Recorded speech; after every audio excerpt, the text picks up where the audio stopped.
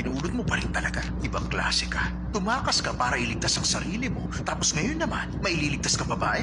Ay, nako. Desperado ka na. Gagawin mo talaga lahat para magkapera ka, ha? Kahit siguro ibenta mong kaluluwa mo para sa pera. Tahimik! Tama, desperado ako magkapera. Kailangan ko yan eh. Kaya kong ibenta ang kaluluwa ko para lang sa pera. Bakit? May mali pa ron.